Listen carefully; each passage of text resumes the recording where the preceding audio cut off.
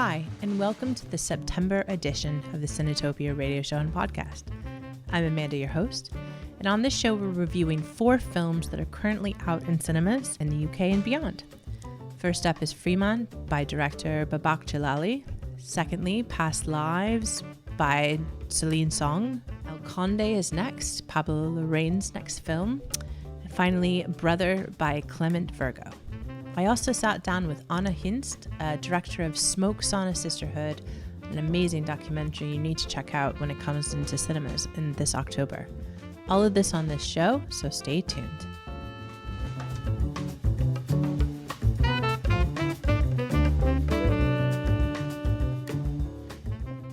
So we're back. It's September, and a lot of us are here this time. So Clara, you're back. So Clara, how are you doing? I'm good. Everything is surprisingly copacetic, I'm glad to say. Yeah, you were able to catch a little bit of the film festival in person, correct? Yes, I did. And I got a lot of the SDI film scene as well, which is really interesting. So I'm keen to be talking about those in the near future. So keep your eyes peeled, everyone. Great. And we're also back with Simon. Simon, how are you? Hi, yeah, thank you for having me back. Yeah, I'm good. I'm just catching what films I can before the next kind of film season, London Film Festival, showing some films in Glasgow, so it's kind of ramping up for that. Great. And Jim, our co-producer. Jim, how are you doing? I'm also good. I'm good now. I mean, I've had various things, including tonsillitis lately. So if you'd asked me this question about 2 weeks ago, probably not so good. But right now, I'm tip top. On the up. Yeah. It is big film season. We're coming in lots of film festivals right now, coming off the Venice and Telluride, and TIFF is happening, I think, and lots of stuff happening. Any film festivals or any films that you've been hearing about that you're really excited about for the next upcoming season, or anything that sort of really sparking interest? I'm in a regressive mood. I went to see Jurassic Park in the cinema the other week, and that's where I'm at still. So pass for me on that, right? No, I did the same. I went with a friend to see Jurassic Park on the big screen, so as intended. It's spectacular. It's like watching an entirely new film. Really holds up. Yeah, absolutely. Well, in my case, my 18-month-old has sort of got into Thomas the Tank Engine, so I've been watching some classic Thomas the Tank Engine, which is a cinematic masterpiece, I would say. And I am not being facetious when I say that. I have genuinely started gestating an article in my head related to kind of like how the production of Thomas the Tank Engine charts our kind of like history in the medium. But in terms of films, there's a lot of stuff coming out of festivals. I try not to pay too much attention to stuff out festivals, because sometimes I wonder if people are pumping oxygen into the theaters at some of these film festivals with some of the reactions. But one film that I know that a lot of folk here have enjoyed his work before is Yorgos Lanthimos, and his film Poor Things seems to be getting quite a lot of people very pleased with it. So I'll be interested to check that out. I can't say I've clicked with his films as much as other people maybe have, but they're always interesting, right? So that's one that I definitely want to check out when it eventually gets here, whenever that is. Yeah, I vibe. They're unhinged. I'm into it. I'm in the mood. Yeah, I'm interested to see it. As a Glasgow resident, I have seen some criticism that, Poor Things is adapted from an Alistair Gray novel. Alistair Gray was a Glasgow writer. His work is, intensely based in kind of Glasgow politics and community. And it's kind of a shame that Poor Things the film is transporting that to a European context. But I haven't seen the film. I'm excited to see it. Simon, you mentioned you'll be seeing some of London Film Festival in Glasgow as there's a satellite screenings. Jim, are you planning on going to London, or Clara yourself, or checking out any of those films, and interested in that program and what that looks like? Yeah, I'm gonna try and go to some stuff in person, because of course I live very close to Mordor now. So that's my plan. I'm definitely gonna go in and see the new Scorsese I'm going to Oh, go yeah. and see that one day. So I don't work Fridays, and I think there's a screening on a Friday at some point. So I'm going to go and see that. The press schedules came out, so I'll probably try and go see something there. I think the you'll be pleased to know, Amanda, I'm pretty sure one of the ones that intersects with my schedule is the new Sofia Coppola film. Oh, yeah. Priscilla. So I might well try and check that out. But I certainly look at the schedule, but I'm definitely going to go in and have a look at it, because there's a lot of like smaller films that play at London that maybe don't get a lot of press that are usually like quite interesting, but it also has some of the bigger things which are also, things I want to see. So I might try and make a bit of effort. But I think usually what I do is I pick one thing to kind of anchor my day around when I go, and then after that I just kind of wing it, and that's how I've found some of the more interesting films that I've ended up seeing at London Film Festival. Just pick one thing so you can kind of plan your day around it, and then after that just kind of get there and say, right, okay, I can go to the Prince Charles Cinema and this thing's playing here, I can go to this Curzon, that's playing there, and then just see what you end up with, basically. I think for me, seeing the short documentary features at EHFF really made me want to go and see some sort of like homegrown shorts more. So I'm going to go to Shortscape Film Festival next weekend, which is at the Leith Arches. It describes itself as a celebration of the developing Scottish film and video industry, aiming to provide an alternative platform to showcase the works of local students and recent graduates and independent creatives. So yeah, I'm going to go to that next week, I think. So yeah, might be chatting about that in the future. But yeah, check it out if you're around in Edinburgh next weekend. Sounds amazing. Yeah, and speaking of short, Simon, I'm sure you're a bit excited for the Wes Anderson short that will be coming out later in the month as well. Yes, new Netflix short film, The Wonderful Story of Henry Sugar, based on Roald Dahl. I'm excited. The trailer came out this week. It looked good. It looks Wes Anderson-y. Yeah. So, if you like his work, I'm down. Same. So speaking of film festivals and Edinburgh Film Festival, the films that we're reviewing this month are very much were part of the Edinburgh International Film Festival, 2 of them, and the El Conde came out of a few festivals the past couple weeks. So we'll start with the first film that we're reviewing today, and that is Fremont. That was the final film of the Edinburgh International Film Festival. Tell me about the situation in Afghanistan before you left to come here. I don't spend much time thinking. Why? Too busy with my social life. Thank you.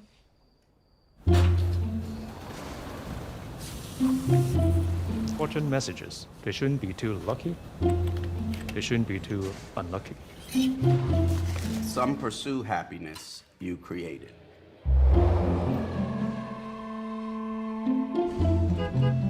اینجا جای کلان است پر از انسان‌های مختلف و من نگو که هیچ وقت احساس تنهایی نمی‌کنی. البته که میکنم.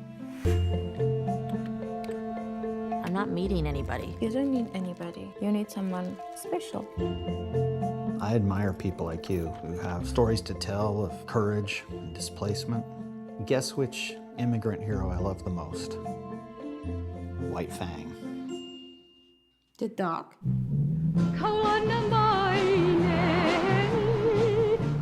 Where are you from?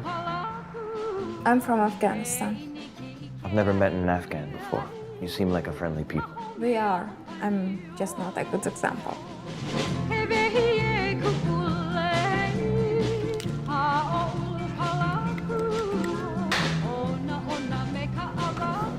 It's okay to feel lonely sometimes. It would be very strange if people did not think about other possibilities, about other people. And Clara, can you tell us just a little bit about this film? Yeah, absolutely. First of all, forgive how many words I'm using to describe this film. A lot came to mind, but it is very rich and nuanced. But yeah, so Fremont. Fremont's an absurdist, wry, really dreamlike, but deadpan and poignant, funny, romantic, but ultimately really captivating film, directed by the London-based Iranian filmmaker Babak Jalali, about an Afghan refugee, formerly a translator for the American Army in Kabul, who finds herself in Fremont, California, working in a fortune cookie factory, writing prognostications and struggling to find love, connection, and a sense of belonging and peace. So I love this film. I think it hits all the right notes for me. I've seen a lot of comparisons to early Jim Jarmusch, which I totally see in the style of the film. It's just fantastic for the amount of characters which are so relatable and so hilarious. The characters are really an analogous group of isolated and lonely oddball types. They're all just sort of drifting through life in the same corner of California, somehow thrown together. The main character, Donya, is this abstinent main character sort of barreling through the bureaucracy and bafflingly American nature of those around her, who all have their very distinct foibles, completely uncompromisingly. And yeah, tries to find her way through the relationships that she finds around her as a refugee. It's really balanced, I think, in its tenderness and its poignancy, in its wit, and its absurdism and comedy. It manages to be really gentle, but also really powerful. And yeah, just like captivating all the way through. Yeah, I really liked it. I was very charmed by it. I love the kind of subtle criticism of America and the kind of American immigrant experience it expresses as well.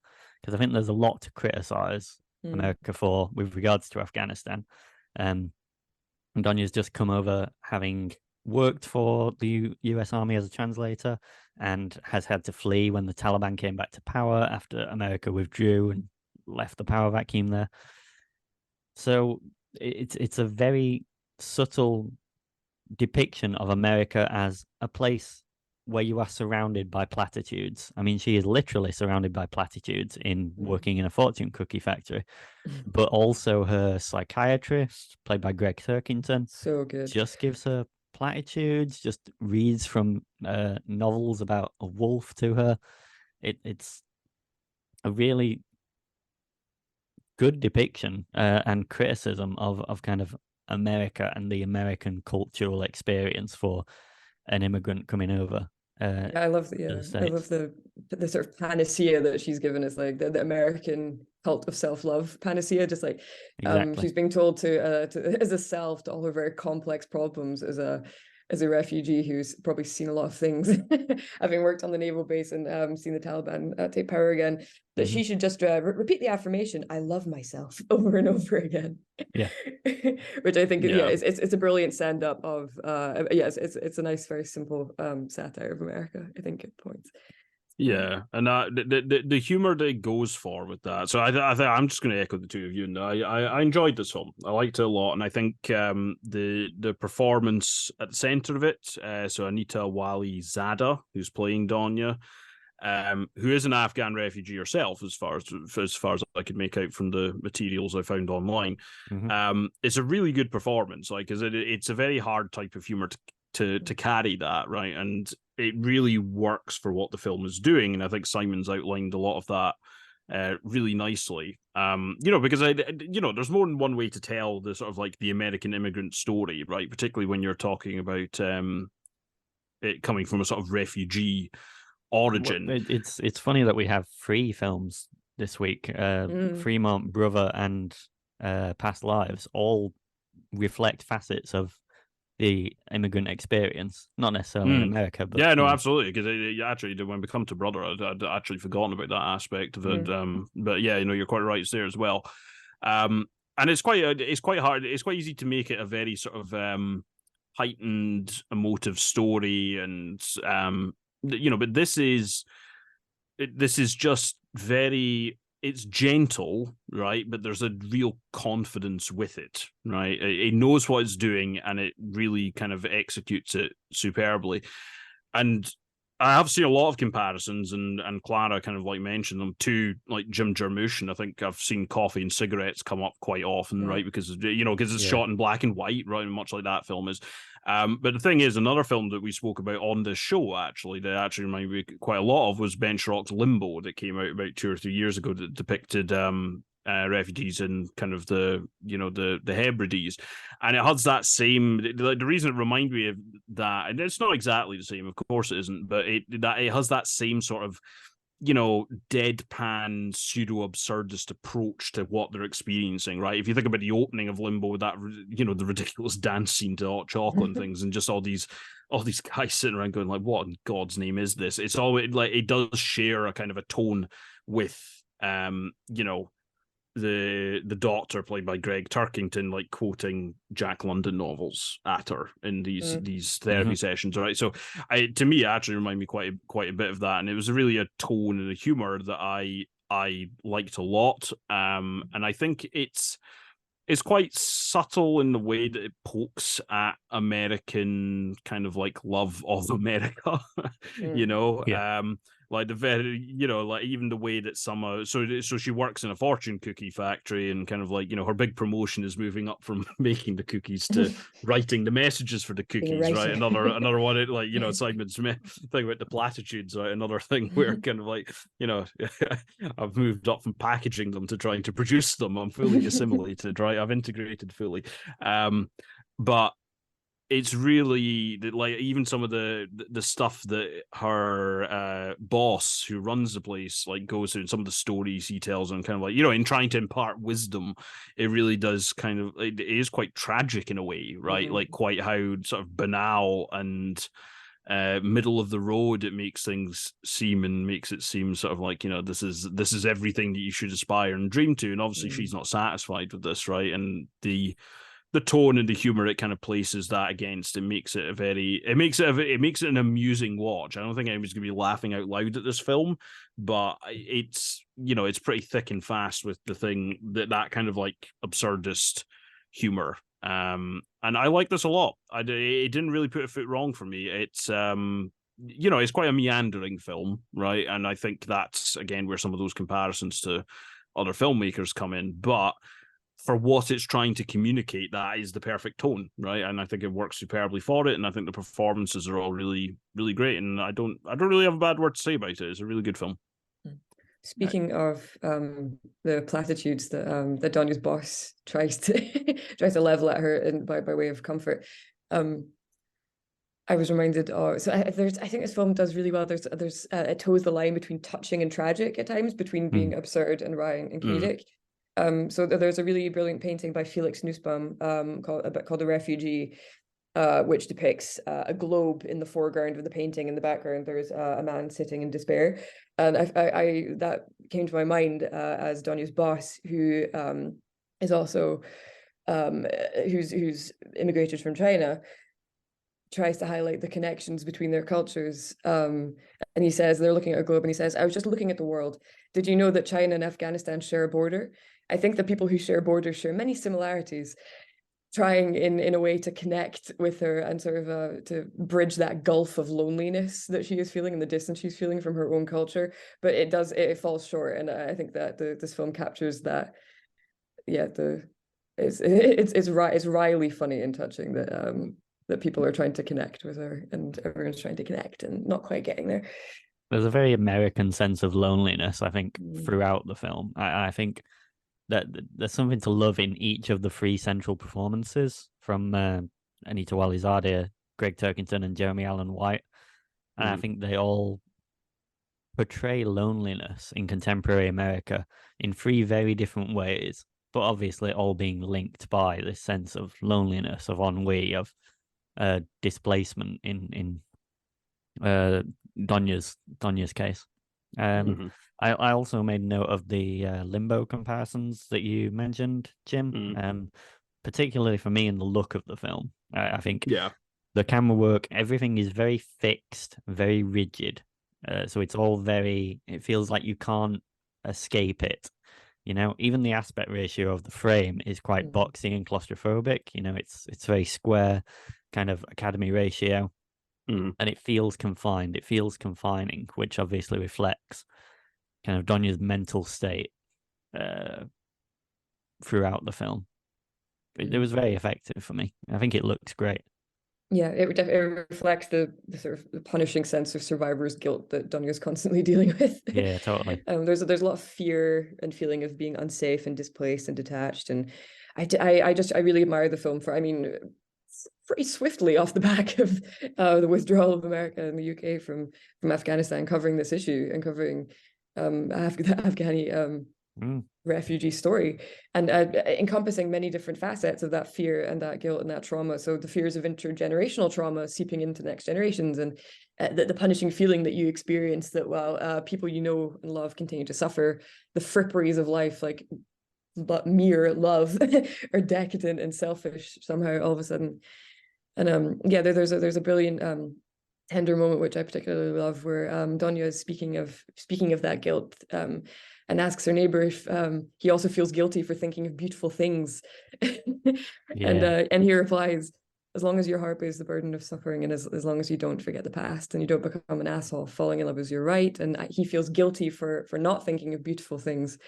And I just think it's it's a simple way to look at the spectrum of the experience, but I think it's very powerful in the end.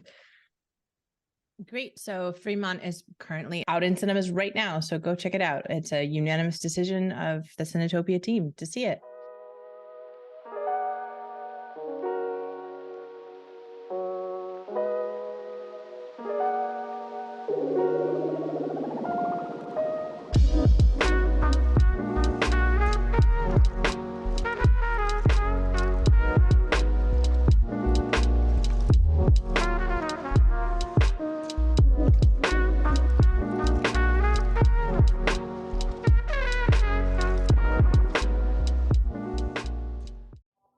There's a word in Korean, 인연. It means providence or fate. Do you believe in that? That's just something Koreans say to seduce someone.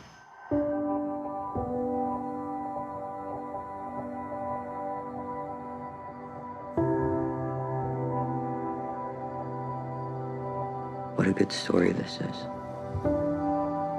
Childhood sweethearts who reconnect 20 years later and realize they were meant for each other.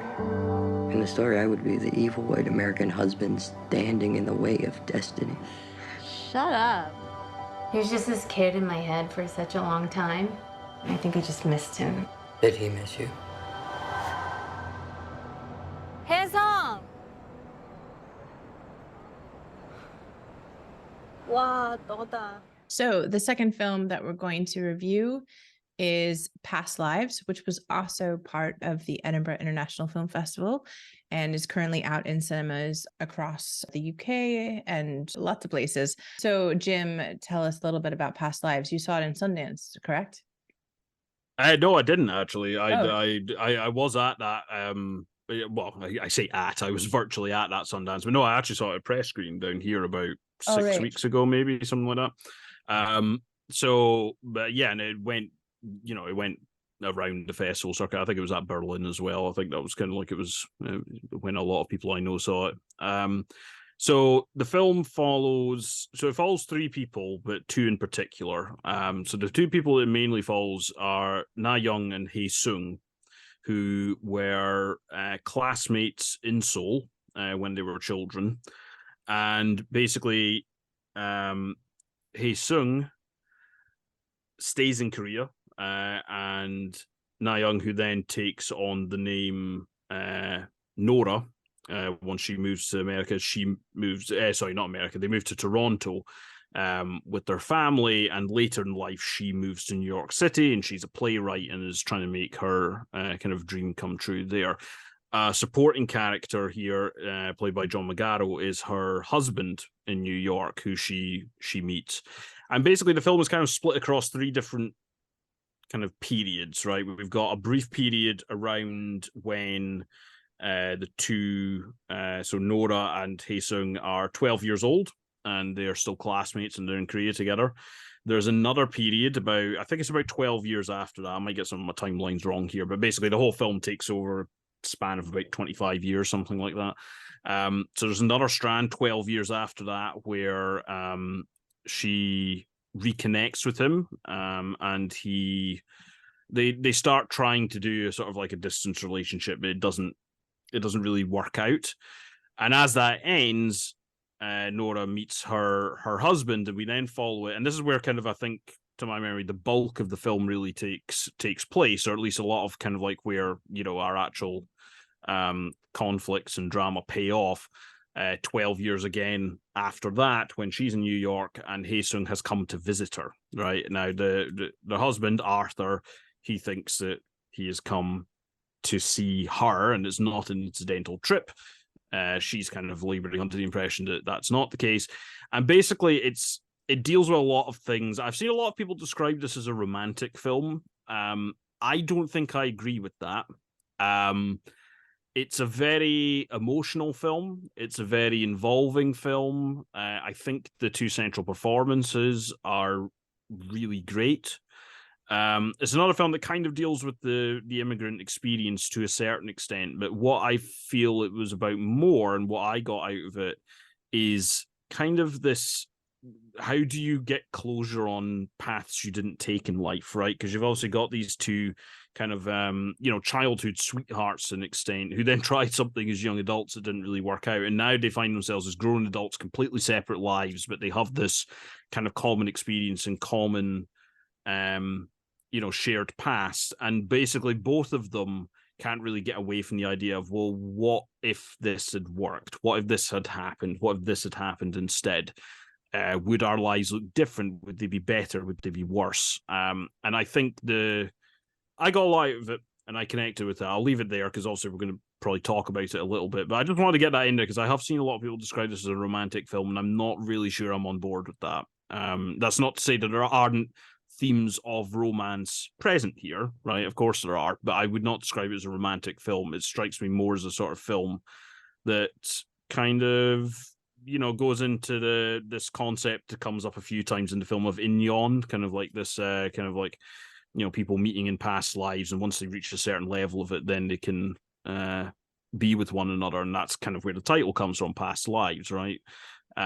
To me, it is a lot more about that. I didn't really get a kind of like straight romantic vibe off it, but I got a lot out of it, and I think those central performances are great. And I think Celine Song's directorial approach actually is really superb, and I'm hoping we'll probably talk about that as the discussion goes on, because I think the way that this is shot and the way that she kind of lingers on scenes really adds to that kind of sense of longing and pensiveness. I'm just going to jump in real quick because I disagree. I do think it's a very romantic film really quickly. And maybe it's how we define what a romantic film is, and I mean, there has been these likens to say that this is very similar to a Greta Gerwig film or a Noah Baumbach film, or also a Nora Ephron film. And obviously Nora Ephron just screams romance. But I think it's this idea of a modern romantic film, and also the concept of what connection is, how do you connect with people? How do you connect people from your culture, your background, your previous lives, if you will, how those things change, but how you keep people in your lives and what that means. And I mean, obviously, I particularly really love this connection around, I don't think it failed. I don't think the relationship that they tried in terms of long distance, or even when he came to visit, they came back together, failed. I think it just shows that it evolves over time, and also people evolve over time, but also they're connected to different parts of their lives. I thought it was super romantic. Also, just being someone who lived in New York for 14 years, the romance of that city and just sort of the way everything was very, very detailed in two very specific places. I think there's a love for these locations that are being in the way that they're filmed.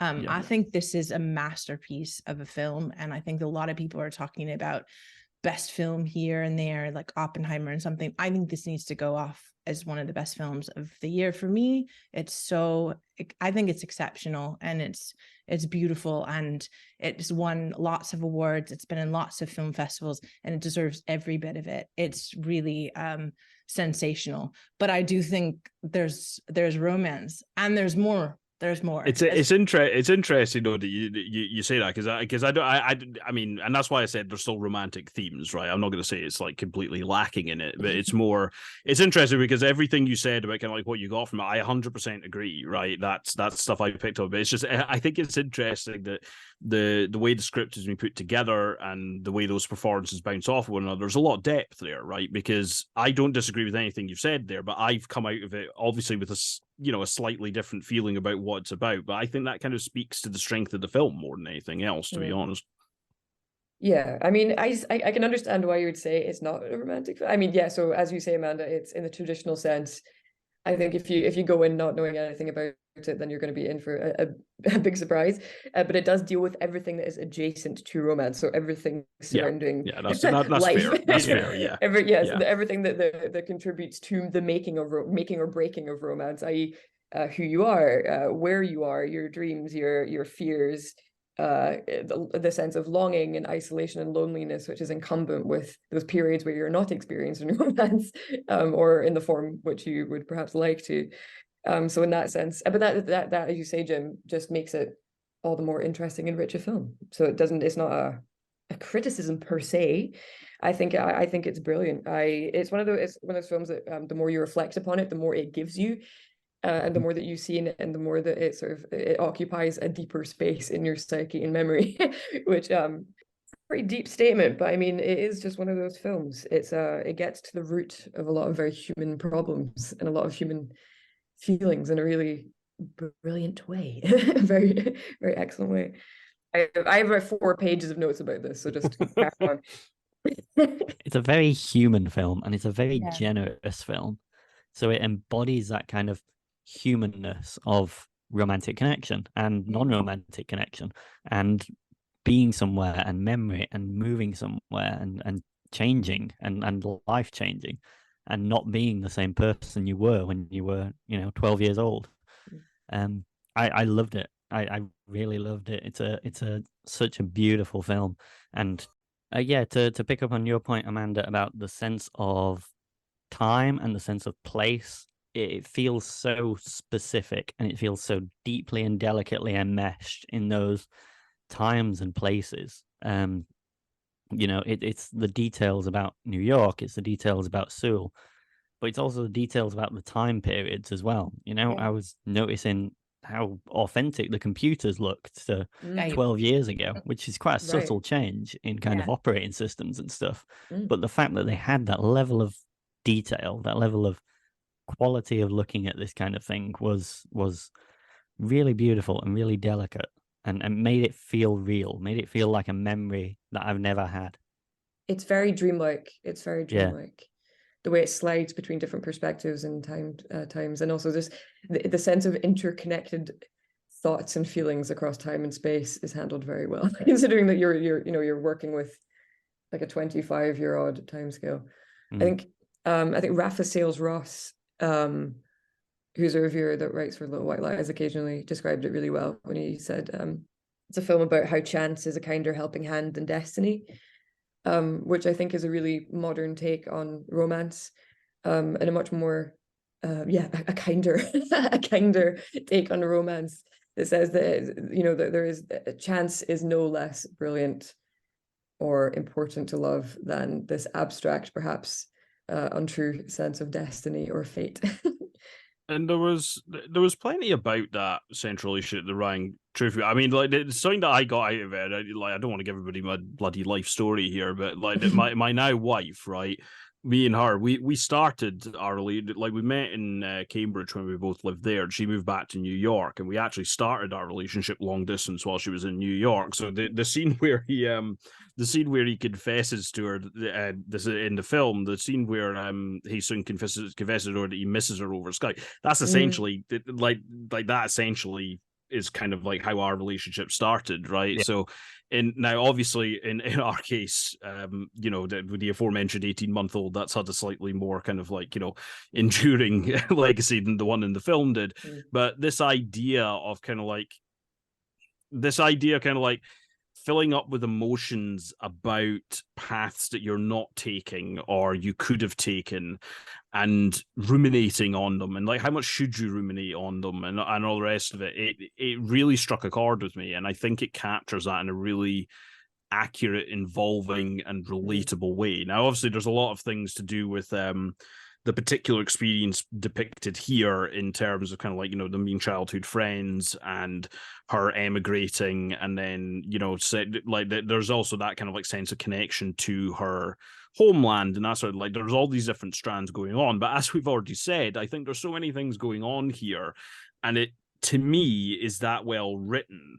Right, and it has all these beautiful turns of phrase in it, and I think if you were being nitpicky, you could say, oh well, maybe some people don't talk like that. Well, you know what, I don't care, right? Because it's captured these feelings and these experiences really pretty beautifully, I think. And something that we haven't mentioned so far, I think, is also the way it's the way it's shot, right, and the way that Celine Song captures a lot of scenes, I think adds to this, because like there's a tendency for, like, especially early on, there's a tendency for the camera to kind of like linger on details and drift across a scene, and it kind of gives you a real kind of picture of that moment in the life of the character, right?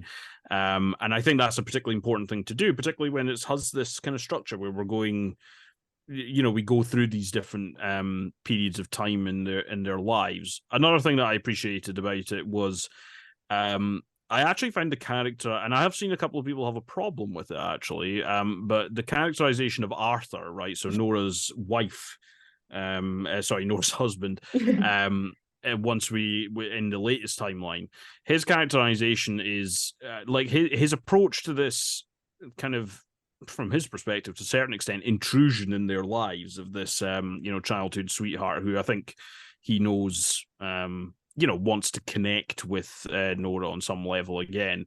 It's framed as like maybe being a bit passive and meek, but I actually find it really quite genuine and honest, right? Because I think I really like that relationship. I love that there's exactly. It showed a trust and a depth of understanding of his partner's experience. Exactly. Which I thought, because it would be very easy to try and ramp up drama in the film and conflict and have things that the characters need to overcome and resolve by injecting kind of like turbulence into that relationship, but it doesn't do that because that's not the focus of the film, right? And I think the way that relationship plays out actually felt a lot more genuine to me, right? Because there's trust and understanding there, and I think the film shows that, like, the Nora character needs space to process those feelings. And I think the final scene, I'm not going to go into detail about what the final scene covers, but I think the final scene really shows that beautifully, and I think it was a really quite excellent way to end the film. I got a lot out of this, and I think those performances are great, but I think the way it's shot also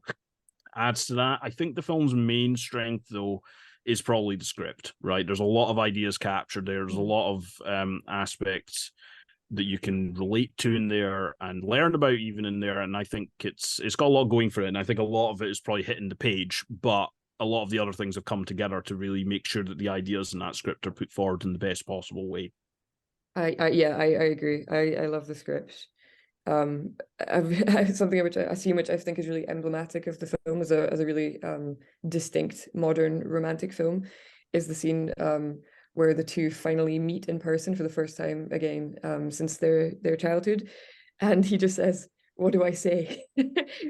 What do I do? And it just it captures the reality of the awkwardness of that situation, and this fear of this failure to live up to the romantic ideal and the fantasy and to deliver like the iconic romantic line. And that is the reality, that those moments don't happen on demand at the moment, which you would love to summon them. And as much as you'd like to. And I think the exchanges between the husband and Nora are so brilliant. It's such a low conflict film. There are no assholes or villains yet. I mean, there are certain conflicts, but not conflicts in the sense of gratuitous dramas and competition and art. Amanda's making a face. Well, I was just gonna say, I think I appreciate that the husband is reasonable and understanding, but I felt a great deal of like awkwardness and uncomfortability for him, and in that situation. Sure. While he was a generous person, and I think it was Simon, you said it's a generous film, or so. There are quite aspects that these aren't bad characters, and there aren't massive conflicts.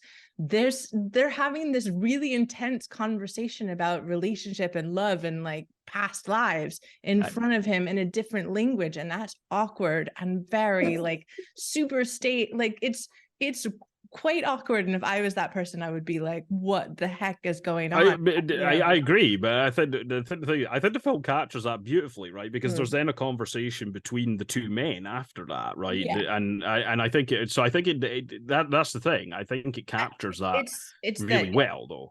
It's the nuance of that, and there's certain aspects. There's like one, I can't relate to every part of this story, but I can relate to, as you said, Jim, which I think is funny because you're the one who said it wasn't romantic, and you had that situation.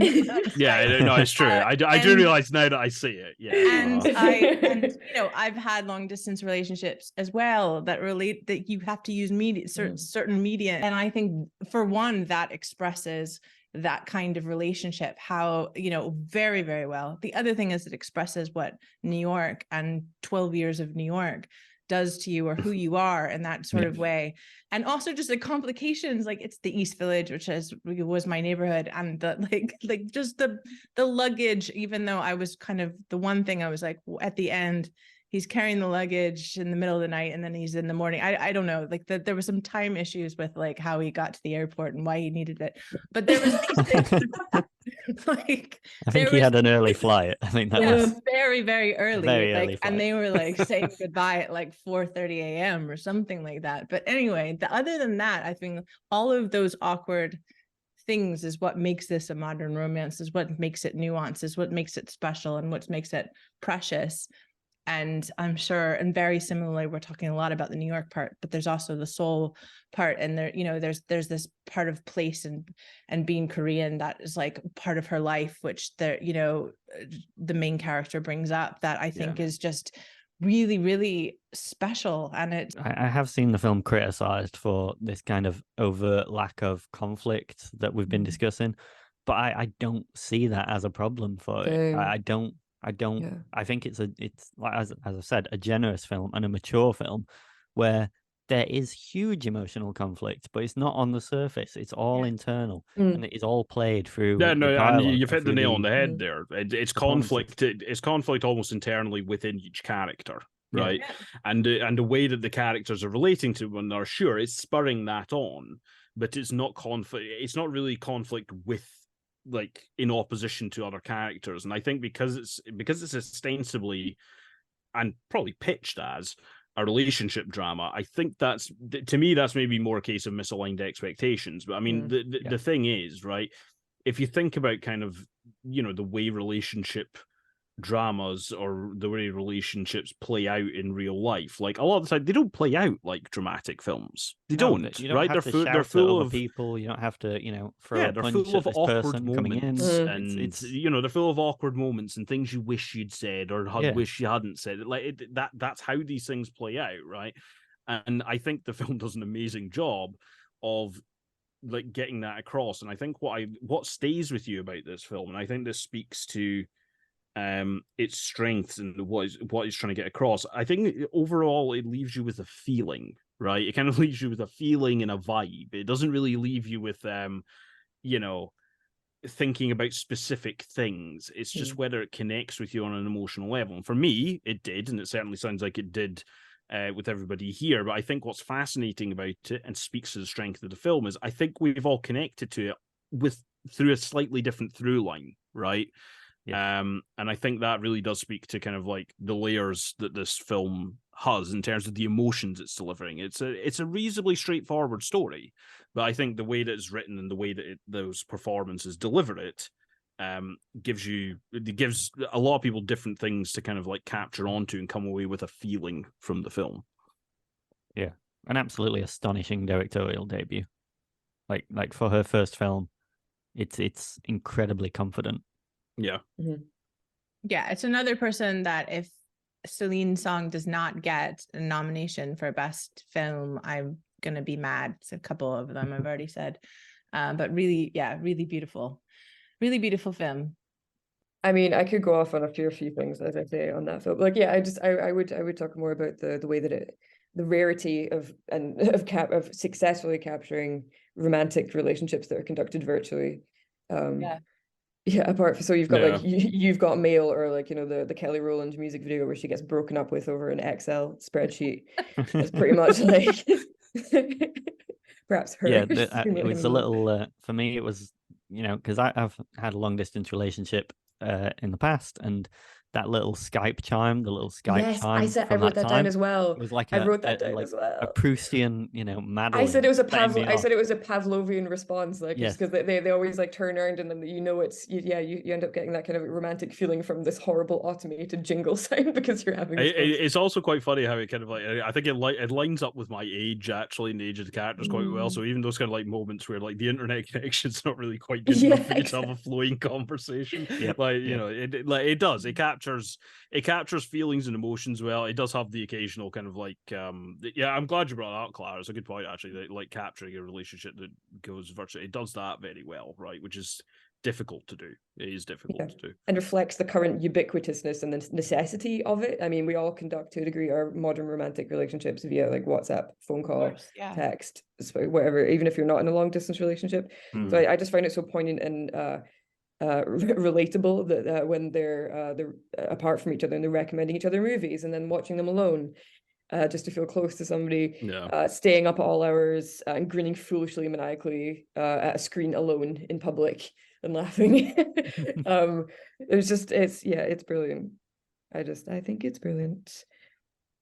And we've only sort of briefly touched on the fact that this is largely an immigration story, and it is about what it is to be a sort of become a sort of third culture person, where you feel like you're neither in the culture that you came from anymore and not fully in the culture where you find yourself. And I just find that it captures so perfectly. She was at Nora saying at points like, "Oh, it's so Korean, he's so Korean," and criticizing her own ability to speak Korean, and then even her saying that's just something Koreans say when she's referring to India, the Indian, the concept of these connected lovers connected through fate over spans of various lifetimes.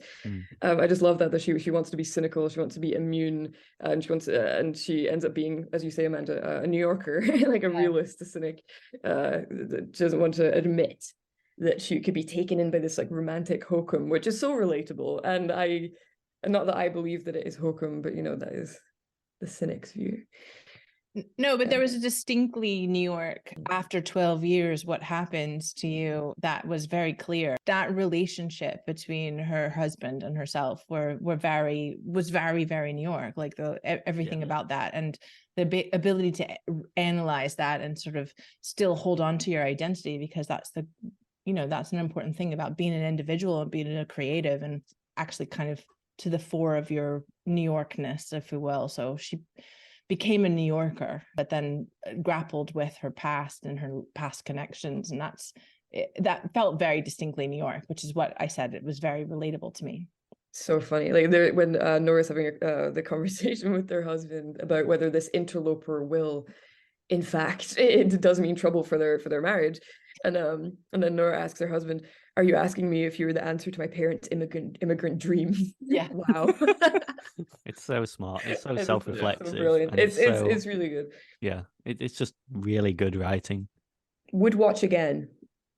Yeah. Yes, we'll watch again. We'll watch again. No doubt. Very soon, probably. We'll watch again, and we'll debate whether or not it's a romantic film.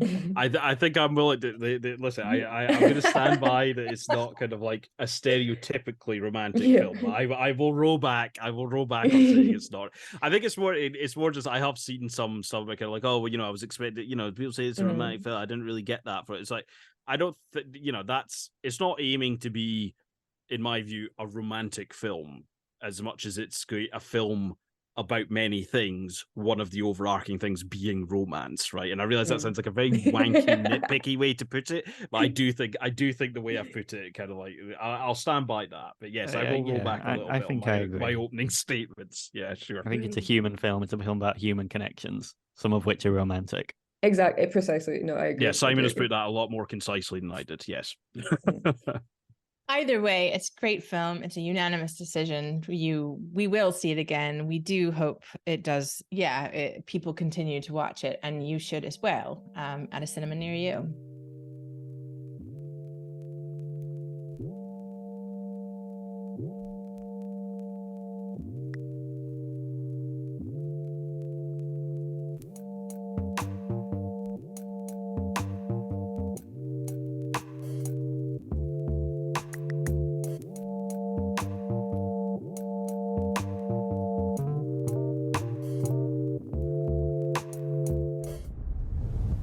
Yo no quiero vivir 250 años más. ¿Por qué no? Porque me trataron de ladrón. A un soldado se le puede decir que es un asesino, pero no que es un ladrón. Pero robaste, ¿o no? Yo vine para acá porque dijeron que iban a repartir plata. Eso te lo dije yo para convencerte, imbécil. ¿Y entonces no van a repartir nada? Buenas tardes. Buenas tardes, señor. All right, so the next film that we're going to review premiered, I believe, at Venice and is now on Netflix, but it's El Conde by Pablo Larraín.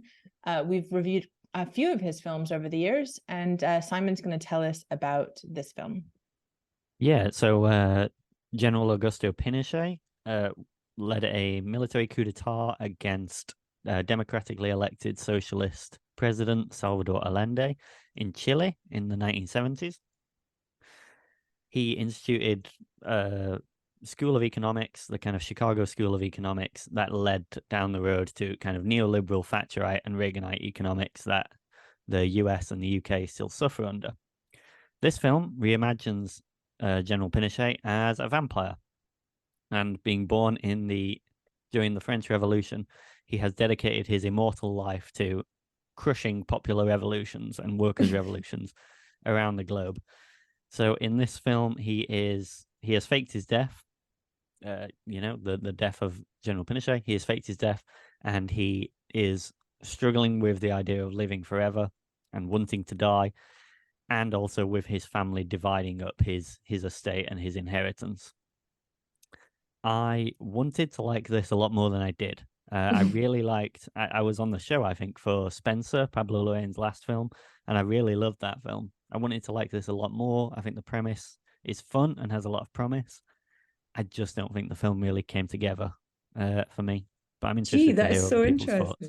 Isn't it funny? Isn't it just so wonderful how we can have completely inverse opinions? Because I was because as if you listen to the show where we talked about Spencer, I don't know what to say about Spencer. I did not. I had criticisms about Spencer for sure. Yeah. This was our team for Spencer, huh? It was. Yeah. It was actually. Yeah. So I inversely went in being quite skeptical, but actually came out having really enjoyed myself, and on reflection, having thought it was actually a really good film, and it handled it correctly. So, it coincides with the 50th anniversary of the Chilean coup. US backed. Let's mention that every opportunity. CIA backed.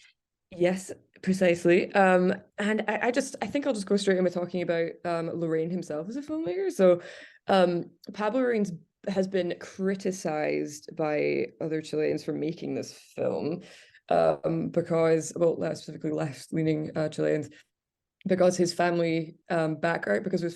So his family are involved in right-wing politics and are part of the Conservative Party and supported the dictatorship, helped to displace a lot of native people in Chile. So there's a lot of questioning about whether he is the correct person to be, quote, telling this story, which I find a really interesting point, because arguably he doesn't have any business making Jackie or Spencer either, if you're going to go by really stringent kind of critical guidelines. I mean, also, unless I've missed something, Pinochet isn't a vampire who's lived for precisely 250 years. So that's exactly so. Exactly. So it's not like he portrayed him in a serious biopic depicting Pinochet as like a strong statesman, if a maniacal psychopath. He's a vampire. Like, it's pretty categorical where he, and also considering the fact that his Larraín's 2012 film No, which deals with the 1998 national plebiscite to determine challenging Pinochet's rule, was a really brilliant film and leaves no kind of illusions about where he stands on the political spectrum. I think that's a bit of an unfair criticism. It's not a super serious film, and it sends up Pinochet in a serious way, in a sense, without taking the piss out of the seriousness of the situation. I feel you may disagree with me, Simon. I don't disagree. I think that's entirely valid. I just thought the satire was way too heavy-handed for me. Interesting. Like this image of Pinochet, continuing to suck the life out of the people of Chile and flying over Santiago to find victims. It all became a bit heavy-handed, especially in the third act. I don't want to give too much away, but especially in the third act, it just became very silly for me. Yeah, I think I can't. I honestly can't decide, and this is why I'm an absolutely horrendous person to discuss films with. Sometimes he says on a film podcast where he's discussing films with people, but I honestly can't really decide whether I like this film or not. Right? I think I got some enjoyment out of it. Right. In the sense that basically the entire concept, right, that this entire 1 hour 50 odd minute film runs on is an entire giant metaphor, right? And it basically comes down to whether you find it, that particular central metaphor that Simon just described, engaging and amusing, or if you don't think it really delivers much. Now, to me, I had fun with it. I don't think it had enough I'm not going to use a vampire pun because it's probably been done to death now, but it didn't have enough meat on the bone for me. Oh right? my god! Oh my god! No, what? That's not a vampire. I'm saying I'm not doing one. That's not one, right? Actually, that's zombies. There was not enough nutrient, anyway, it did get the blood pumping. Anyway, right? But the point I'm making is, for me, it didn't really deliver much beyond the premise, right? And it's a premise I had fun with. Exactly. But I think to really like it more, I wanted to see more from it, right? Now, I agree. Before I go any further with this, right, something that's going to inform how I talk about this film. As the film opens, right, there is a narrator, right? Are we, as a group, considering the identity of the narrator to be obscured and something to be revealed? Yeah, so I saw reactions out of Venice that were like, you'll never guess who the narrator is. It's a real twist. I guessed it within 2 sentences. First 5 seconds. I'm like, well, it's obvious who that narrator is. There's a discussion Spoiler about it. alert. So if you don't want to know this about the film, then perhaps you maybe skip the next 4 or 5 minutes, right? But to me, I think for what the film's trying to do, I think to discuss it, we probably need to make it clear. Now, I also want to make it clear that I think to anybody who knows the slightest thing about Pinochet, right, I think it's going to be incredibly obvious who the narrator is within about 2 seconds of her opening her gob, frankly. So just to kind of like to, stop beating around the bush here, right? But it seems pretty obvious to me from the off. The narrator is Margaret Thatcher, right? Very obviously. There we go. To me, it's not a twist. It's not a reveal, right? Because it famously. They drop her famous she lines in the first 5 defended minutes. She was the one who said he should go back and be tried in Chile when he was arrested in London and all the rest of it. And like after he was arrested, she sent him a bottle of goddamn whiskey. Scotch. And to me, it is kind of central, that idea, to what the film is trying to get across with its central metaphor, right? Because of course, how is Thatcher narrating this if she's dead? Well, so it's this idea that these absolute ghouls of politicians continue to cast a shadow not only on the people that they ruled, but kind of the people in other countries that they affected with their rule, right? And obviously, Larraín being Chilean and much of his career being like looking at Chile as a society, it focuses on Pinochet, right? And obviously, it's trying to draw connection between the stuff that Simon mentioned in the intro by introducing Thatcher as a narrator, and it's a concept like that concept. I liked it. I thought it was funny, right? I enjoyed it, right? And I love the fact that it gets across what an absolute ghoul of a person that was, right? In this kind of like completely ridiculous way that I enjoyed in a lot of ways. To me, though, it just didn't have enough behind it. Like, what are you saying beyond this? It felt to me like the idea for a really funny horror short that was then stretched out to an hour and 50 minutes, right? Because there is a lot of stuff that I think it's trying to say about kind of the legacy of Pinochet. So a lot of the kind of like what it centers on is Pinochet's children fighting over their inheritance, right? And and it becomes a bit scattershot in the sense that like a nun character is brought in to do the accounts and also an exorcism. So like there's maybe some comment on like the church there, or the Catholic Church there as well, and in terms of the way that the kids are fighting, there's a little bit of a comment about kind of, like there's a few different targets, but I don't think it really delivers much on any of them beyond kind of the legacy of Pinochet and Thatcher, frankly, right? Yeah. Itself, but it doesn't really do much with the concept beyond that. And it's a funny concept. I liked it. I had fun with it. I can't honestly say that it's left me thinking about it that much after. That's really I mean, it got me reading about him again, I guess. So if you're, if it might kickstart sort of a reevaluation of neoliberalism and dictatorships and the connections that they have to the current governments, I suppose. But I would like to hope it reminds everybody of Thatcher's role with Pinochet. Precisely, because there are people that won't know that. Just to make that clear while we're here. In 1999, when Pinochet was under house arrest in Britain, he'd been arrested in London. Thatcher decided it would be completely appropriate and not messed up at all to send him some scotch with a letter that read, "Scotch is one British institution which will never let you down." So there's more to that as well. There's a whole, we supplied arms to the Chilean government. Also, fun fact, Scottish arms workers in a factory went on strike in that period because in solidarity for Chilean people. That's something to look into if you're interested. Also, another good film around it. A lot of my knowledge around this period actually comes from the documentary film Ne Passerán. Yeah, exactly. That, right. So that's definitely a film that's also worth checking out in that regard. Yeah, for sure. But yeah, no, it's a very sort of the film is, it's fun but not very deep. But I enjoyed it. I think it was very well done. It was a sort of a Brothers Grimm kind of story with a lot of allegory. A lot about infighting and about the church. Very grisly. I liked it. It had touches of sort of the bloody chamber, a bit of Tim Burton thrown in there for good measure. A bit grisly, absurd, satirical, dark. Funny. There was at moments there was some actually very beautiful and stark cinematography and some imagery and totally like nightmarish shots. I think I've we've discussed what I don't think works in the film, but on your point, Clara, there's some incredible and striking images in isolation, like some very gothic images. I'm thinking of a young Pinochet licking blood off a guillotine blade. Fun. Great image. Pinochet gliding above the streets of Santiago, his cape flapping in the breeze. I giggled so hard. I loved it. Great. I loved that look of the film.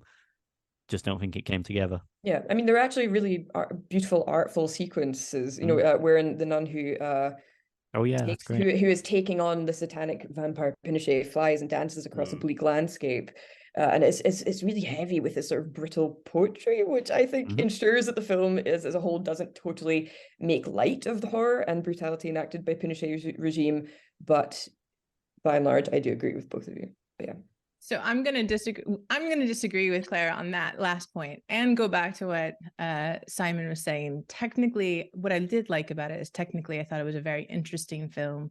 I think it's important to note that Pablo Larraín was the camera operator, or he's listed as a camera operator as part of it. And they were using technology in this film in a way of using old lenses that certain directors that back in the 40s or 50s were using. They filmed this entirely with the idea to build like a black and white image instead of like reshifting it into black and white.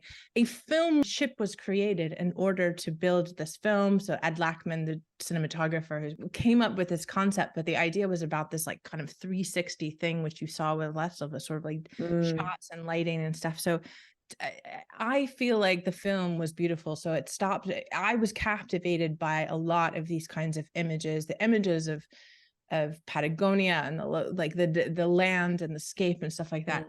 I didn't think, and I think this goes back to I like certain films and certain aspects for their story and structure and stuff that I don't like the tone. And I don't necessarily feel comfortable with films like Jojo Rabbit, which I think is like a twee version of something that's a terrible subject. And I think that's a problem that it started out with me. And Jim, you were talking, if we focused on the hungry, greedy kids and not as much of Pinochet as a vampire, that makes it funny. And I just like that I'm uncomfortable with. And And at the same time, I've not seen Larraín's original stuff, which you mentioned, Clara, specifically, that I think that's kind of part of what Pablo Larraín is known for, where I know him from Jackie and Spencer and Emma, which I really loved. I loved like the color and the way that film was fed. I think I was grappling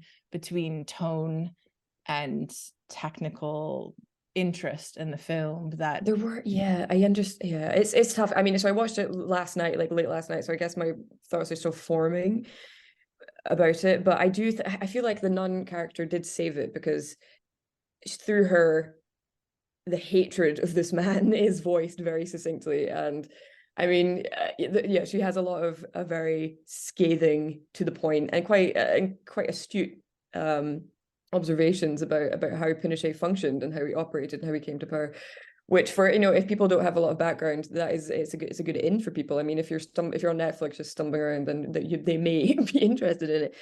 And I think they imagine conversations between Pinochet and his butler discussing their odious history, who is, by the way, Butler being the second in command when he was in power, discussing their odious history and their gory foibles, as if they were discussing each other's partiality for scotch or for pastries, did toe the line where it was it did feel like it was taking the piss out of something that was very serious. And I kept thinking of the banality of evil, and all the writing on the banality of evil, and about how when you try and scrape the surface of evil and evil acts and people, like, what do you find? And I think almost the absurdity of this film is interesting in and of itself, because it reveals what there is kind of going on in that vacuum. It's this sort of warped, nightmarish set of conversations, because this film does feel like it was something that Larraín had a dream about and then decided to run with it.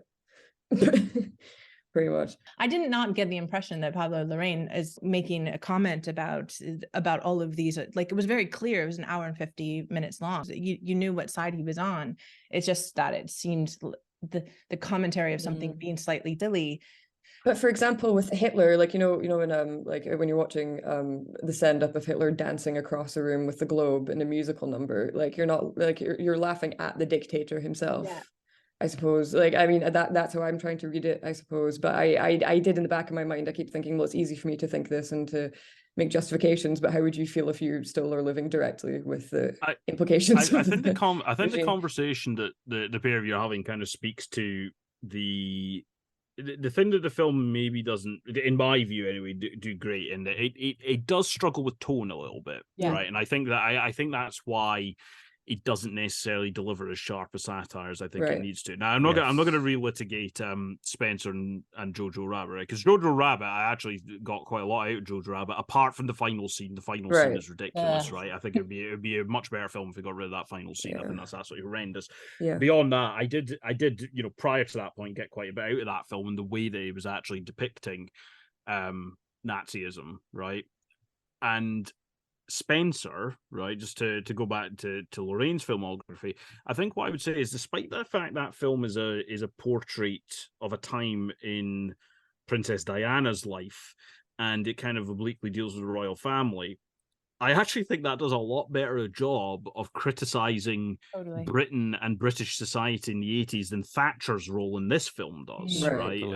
Just to even stay within his filmography and his recent one, I think it actually does that in a much smarter way with oblique references than this film does with quite very on the nose ones. And I think that, to me, kind of sums up the fact that it struggles a little bit with the tone in how it wants to say things, and then it doesn't necessarily deliver fully on it for kind of the amount of time that we spend with these kind of like very exaggerated characters. And to go back to Clara's point about kind of like it feels a little bit like something that Pablo Larraín had a dream about and then woke up and decided to make a film about it. That's kind of how it feels to me when I made that reference to it. It feels like the concept of a kind of like funny horror short then spun out into something. That's kind of what it feels like to me, but it's like it doesn't quite have the satirical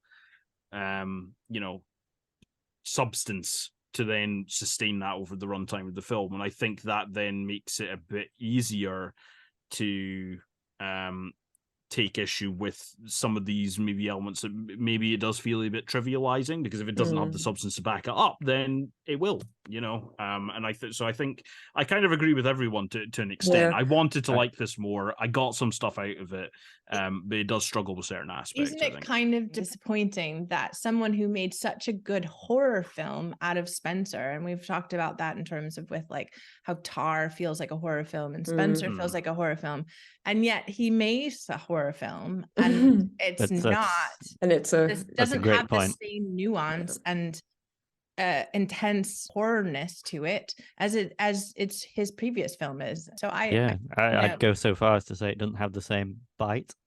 Of course you do.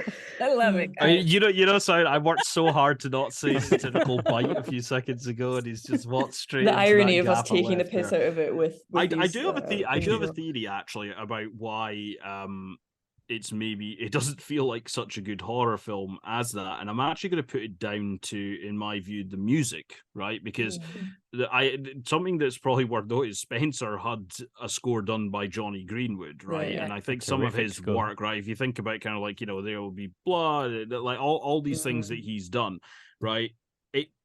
Some of them, in particular for Spencer, they just sound so nightmarish at points, right? So I think a lot of Spencer's strength, and that's not to play down Larraín's contribution, because obviously he's a fantastic filmmaker, and that in my view is an excellent film. But I think in terms of kind of like that particular aspect of it, a lot of it came from that, and you don't have that to the same extent here. So I think that's maybe part of it for me. While we're comparing Spencer and El Conde, I think this film needs an emotional anchor as well, which we have in Spencer in the place of Diana Spencer, Kristen Stewart's terrific performance. And here we don't have that kind of emotional anchor. Yeah, we just spend a lot of time with General Pinochet and his I like odious Carmen the family. Nun. I was into Carmen the Nun. I was into does kind of but, play that but role. that's the thing. It didn't really work for me. I think like to speak to Clara's point earlier, right? That's kind of the role. The role that Simon's talking about, I think she's meant to fulfill that to a certain extent. But she's not in it enough, and she doesn't get developed enough as a character. Yeah.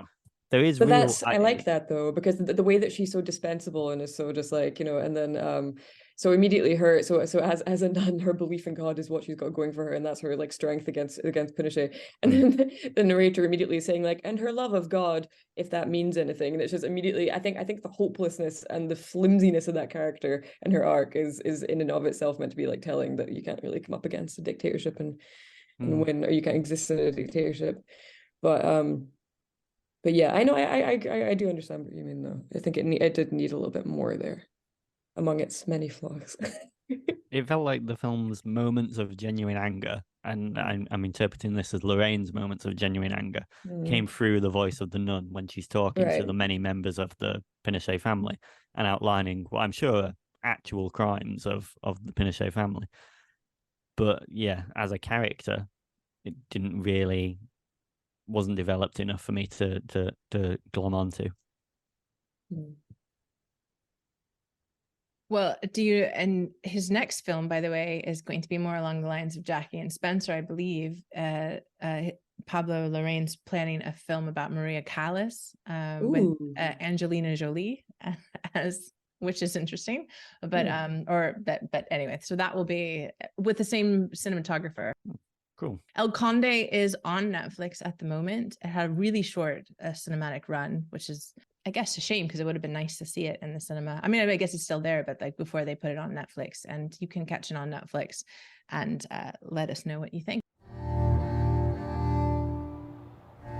You watch me. Follow my every move.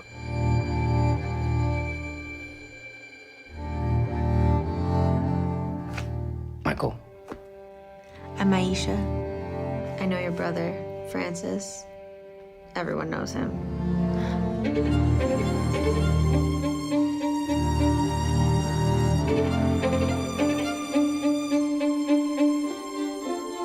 Where you going? Just gonna meet some friends. I don't want you running the street with no hooligans. You hear me, Francis? Take your brother with you. Hey, don't make anybody disrespect you. All right, So the next film we're going to review is Brother, which is opening in the Glasgow Youth Film Festival on the 22nd of September. And Jim, why don't you tell us about that film?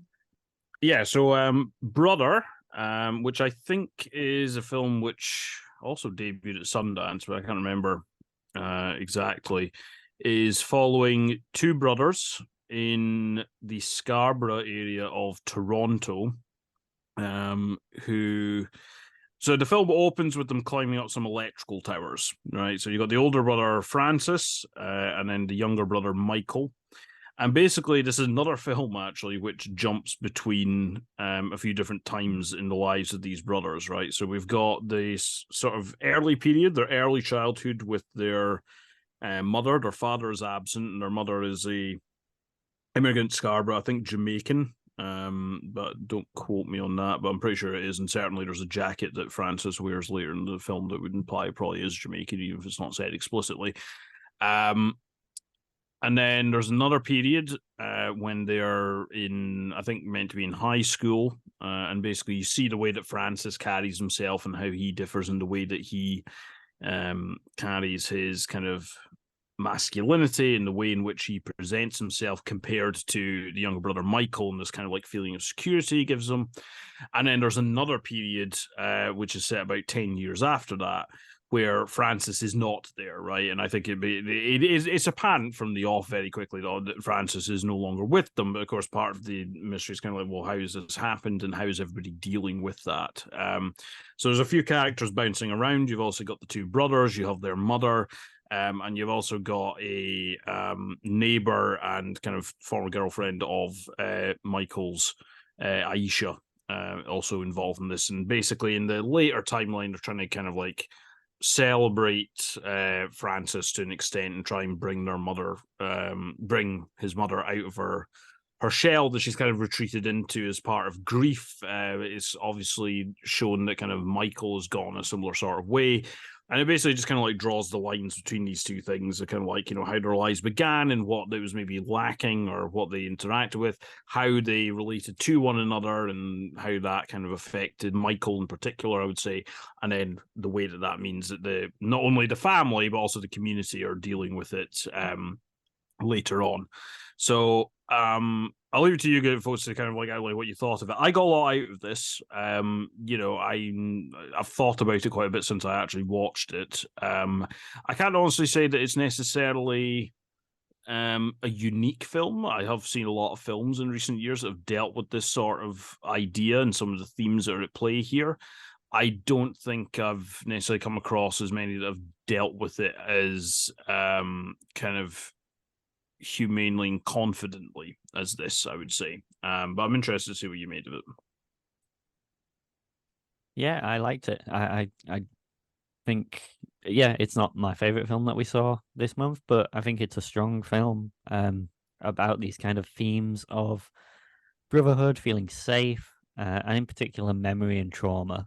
I think there's a lot in the depiction of trauma through the non-linear storytelling, the distortion of linear time. It's got this playfulness of time that's kind of reminiscent of a lot of films, but in terms of mainstream filmmaking, Christopher Nolan. But I think this serves the themes around memory and trauma a lot better than is often done in Nolan's films.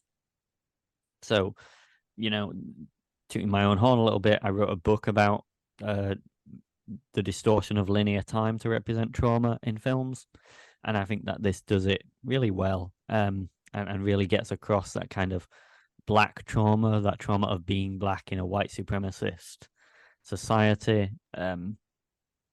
It really unlocked a lot of the film for me when I realized that we never see any white people's faces in the film. They're always cut off, either just out of frame or blurry in the background of shots. You know, that face of the oppressor is always formless. It is always faceless. Or it lingers on kind of the tools of the oppressor. There's one scene with the police officer stuck in my mind where it lingers on the baton, right? And the kind of the threat of that. Yeah, exactly. So that feeling of not being safe, of having these faceless oppressors around you all the time, really, really worked for me. And that idea of continuing to live when you don't feel safe, when your safety in the form of Francis, the kind of more confident brother, is taken away. How do you continue when that safety's gone? Was really resonant for me, and I think it's quite similar in many ways to a lot of films that have come out over the past few years.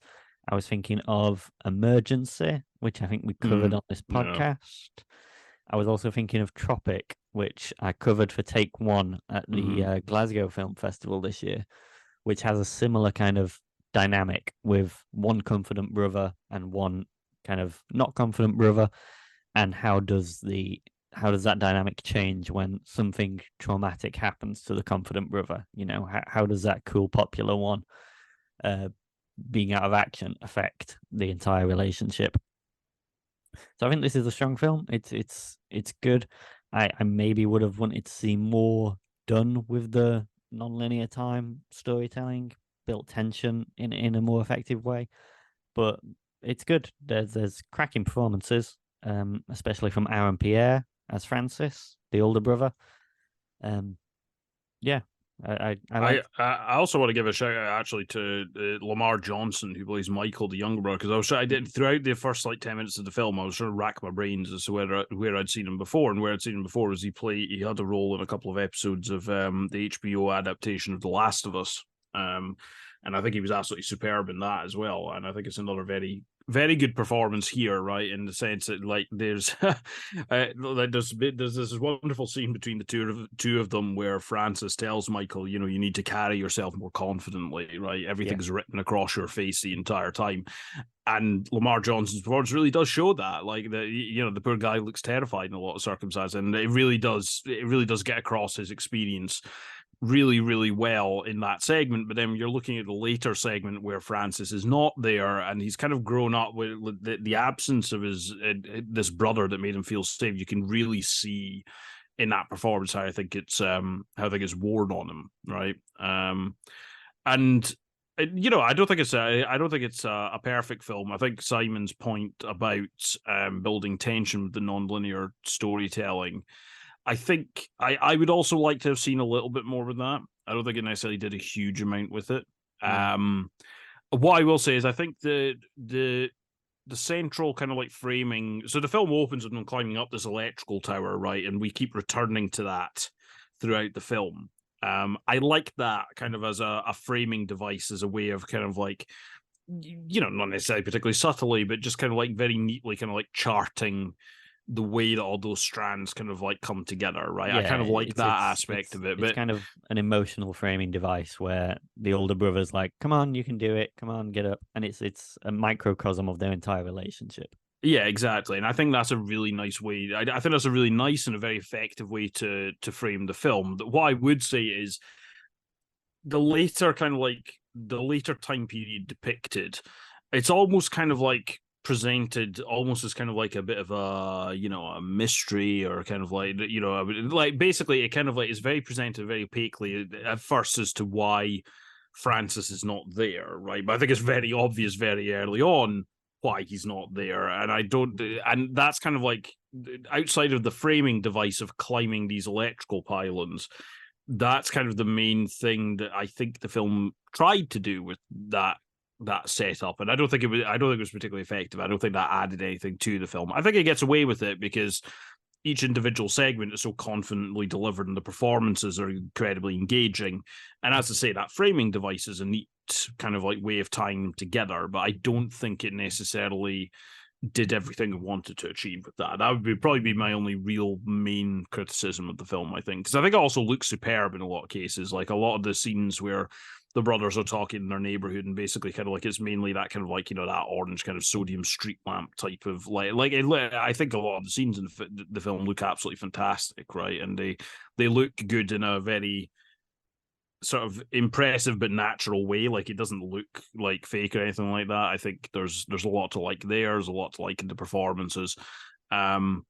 And I got a lot out of it. I think it's a very effective film. I'm not necessarily wondering if it's going to linger in the same way that some of the other films we've spoken about. But it's a very confident, well executed feature film. Yeah, I was thinking of Spencer because we were discussing El Conde by Pablo Larraín, and I was thinking of how Spencer handles nonlinear time and trauma. And again, I gave a conference presentation on what that film does and what Jackie does in some sense as well with nonlinear time and trauma. And I think they both use the nonlinear structure to build tension more effectively and to reflect on the trauma of the present day in a way that I don't think this film does. It's like you say, it's to build a mystery, and I don't think it needs that sense of mystery. We should be building kind of emotional resonance from this kind of structure rather than just portraying it as a plot thing, as, oh, how did this happen to Francis? What happened to Francis? Yeah, I mean, what I will say is, I think the main, we've mentioned various things there. I think the main strength of the film is it does very much focus on the characters, right? And I think when you're looking at this type of story, there is a tendency in some films to kind of like focus on the event of the trauma or the trauma itself rather than how the characters deal with it, right? Now, in my view, this film is very much rooted in how the characters deal with it. And I'm thinking about things like, so one film that got a very good reception at the time, or at least I remember it getting a very good reception at the time, about 4 years ago, was a film called Waves, right? Which also kind of like shares a lot of themes with this film, right? It's centered on, one young black man. It's not a brother dynamic, but it does have the same kind of, a lot of the same themes kicking around. And to me, that film didn't work because it didn't foreground the character's experience and how they dealt with it and what their reaction is to the situations around them. This is what this film is entirely about, right? Yes. The way that you then see all these kind of like little microaggressions, but also kind of like much larger transgressions on the part of police officers and white people in the film upon Francis, and you see the way that's escalating and the way that that's then framed against this electrical pylon climb framing device. It's really it shows that really, really well, and it really grounds it in that character's reaction, and then how it spins out from that. Like, how does his mother react to kind of his behavior around that? How does his brother, who derives his sense of safety from his older brother, react to that? And it's all very much rooted in that. It's not lingering on the, oh, isn't it terrible that this thing happened? Oh, it's terrible. It's terrible. Yeah. We should all feel guilty about it, right? It's much more about the people affected by it and how they react to it. And I think it really kind of like built up very effective characters there, right? And that's what it makes the film about, those characters, more than it is about it's more of a character-driven film than a thematically driven film, right? Obviously, that's kind of inciting a lot of the characters' actions, but you really do understand their motivations, and you can feel that developing, and that's what the film focuses on. And so much of that is beautifully unsaid. It's all in how Francis, how Aaron Pierre carries himself as that character. Yeah. You really feel the relationship between these two brothers without a lot said about it. It's about body language. It's about how they move around one another. Yeah. And for your point, it's about how you can see how Francis reacts to these things in the environment, these aggressions and microaggressions, through how his character reacts and through how he moves and carries himself, rather than what he says, rather than what is said in dialogue. And that's that kind of strong character-driven performance and film is quite a rare thing, and it's really nice to see.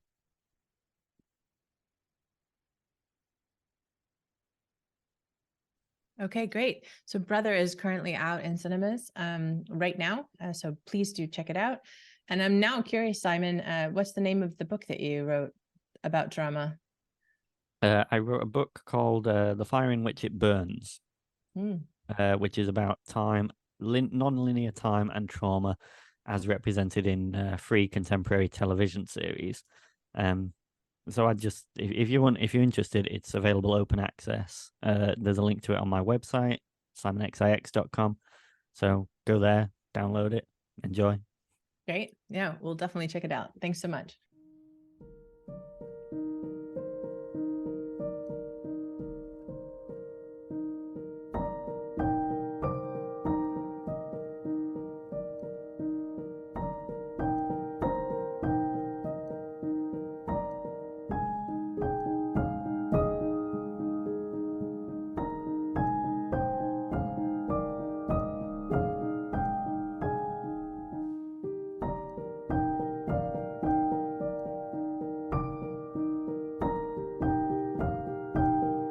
Hi, I'm back and I'm here with Anna Hinz, who is the director of Smoke Sauna Sisterhood. Anna, thank you so much for taking the time to chat with me today. Thank you. Thank you for inviting me. Your film is doing very well in the festival circuit. Best Director, you won for World Cinema Documentary category at Sundance. And you were also nominated for the Lux European Audience Award for 2024. I just want to say, rightfully so, I really feel this film is so masterfully put together. It's gorgeous and it has so much emotional depth. And the stories of the women, you know, that you tell are, I think everyone should see this film for, you know, for what's being told. Can I ask first what your relationship is with these women that you film? Thank you, first of all, for such kind words. It means a lot to me. Yes, the relationship is interesting. I made the film 7 years. So it started first with friends. I come from the culture of smoke sauna. So I have my sisterhood and it started with that, but then it grew so much more bigger. In the 7 years, there were women that I didn't know before, but who came to my path and who wanted to be part of the film. And then they became part of the sisterhood. So there are yes, there are different women from different ways who have come to me. But I think it's important to mention how I did it, this kind of intimacy that you can sense in the film, and how to build that kind of trust. So there were some things, like, for example, I had said to myself that I cannot persuade anyone. So it was like, because persuasion for me is a way of manipulation. And I felt that it's important also to create vulnerability. You have to be vulnerable yourself as a director. And so I was transparent from the start, and I said what kind of level of intimacy I'm looking after.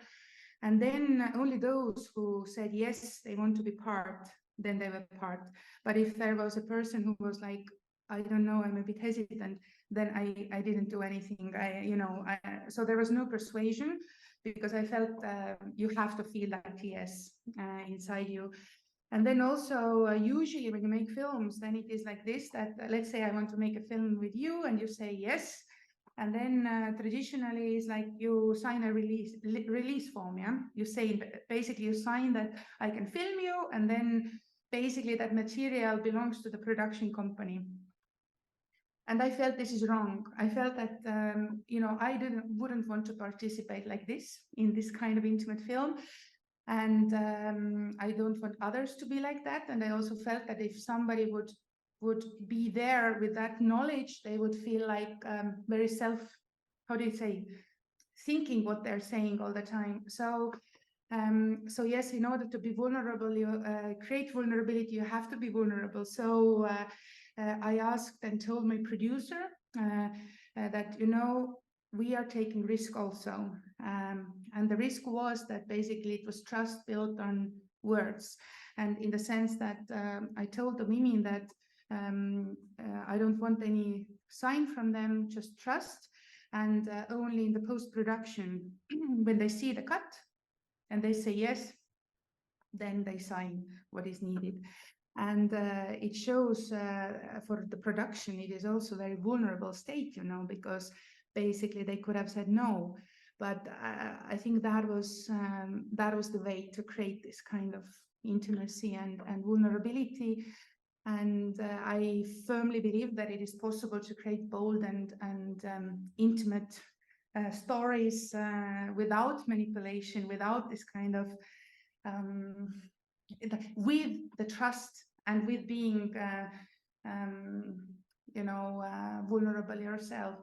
And therefore, if you ask what is my relationship to these women, even though there were women that I didn't know who became part of the sisterhood, who became part of the film, now the sisterhood is continuing. So it's not like I'm not this kind of filmmaker that, okay, I want something from you, we go, we shoot, and then bye-bye, but it continues. And now I feel this huge, massive support from all of them. And then I think it was on the second or third year where the woman that you see in the film, Kadi Kivila, she came on board. She's a friend, and we just met up. And then I told what I'm doing, and she said she wants to be part of the film, and she wanted to be there with her face, and then she came there. And even because Estonia is a small country, so people got to know that I do the film. So women started to approach me. And once we were shooting and there came a car and a woman came out and I didn't know who she is. And she was like, can I come to the sauna with you? And I was like, okay, let's do it. I don't know you, but let's go to sauna and let's see what happens. That's amazing. And I think exactly, that's such an important point you brought about trust, and and I know it's a risk, as you say, but I think that really comes across in the film. You said it took you 7 years to make a film, and it's your first feature, right? Was it challenging to get it off the ground? It was full of challenges. I mean, so many challenges from the start. Well, the first producer, for example, unfortunately died on the third year of making the film. I mean, that was huge challenge and sadness. But then all the time when we had the challenges, somehow, I don't know, universe was like gave hope or support. Then in the beginning, to get money for it was a challenge because, and that is very funny. Right now, when after Sundance, when I won the Best Director award, and the jury told me, pointed out all those things what they really loved, and then I looked back to this report from the first round of funders who didn't give money. And they pointed out exactly the same things as a fault, and the same things the points that got me later this award. So I think it has been a really a growing process for me as a person and as a director to fully trust my intuition and guts. And even when there are voices around who do not see into you, or give, for example, like the most funny argument was that, well, but we haven't seen this kind of film before. And then my answer is, I don't want to make film that you have seen before. So when maybe they cannot imagine what you as the author are imagining, then how to stick on to that voice and how to stick on to intuition in deeper sense also, because we are brought up, still, like even in film industry, there are these narratives of great male directors and their way, how it has been, and you are dominant in certain ways, or I remember in film school they were telling that the most horrible thing that can happen is that the director is insecure, and then I was like, I am insecure, please. And then everyone is like, well, actually we are also insecure, but we just make this mask. So how to find and validate your way of feeling, creating, thinking, that has also been the challenge and journey. And in a way, it goes together with what the film is telling to the audience, to radically accept oneself. And it has been my own journey also, how to radically accept myself and not compare with others, but find my unique way to be and create. Yeah, that's such an inspiring thing for people to hear. It's a great success. You did mention some of the women, one in particular, I think I noticed too, that were telling their story with their face. Of course, there were faces, sort of as part of other parts. Was this a decision that you made to pick one or two, or not share the faces of others as a stylistic choice, or was this something, as you discussed with your trust with the various women that you kind of discussed before you started filming? Yeah, it came from life itself. So it came in a way that there are so few women who are showing their face comes where we are in society, that still so many women are ashamed to to talk about things with their face. And it was came from that trust, how each of them wanted to be filmed. But then I thought that, wow, this is actually very good stylistically also. Like from the beginning, I thought that it's very good because when you go to smoke sauna, there is this kind of darkness, and in a way the face is not so important. And you are there and you are feeling the presence of these other bodies around you, and you're not focusing on the face like that. So it kind of felt stylistically also good. And then it was interesting that I was then like, wow, it's really good, you know, there are no faces and it works. And then came the women who are like, I want to be with a face. And then I understood that no, but then I, like at first was like, no, but I had that style, you know, that there are no faces. Then I was like, no, like, is this the way I want to also show who are showing their faces, yeah. So then I understood that if I would have cut their faces off, it would be violent, you know. So I was like, yes, you can be with those faces.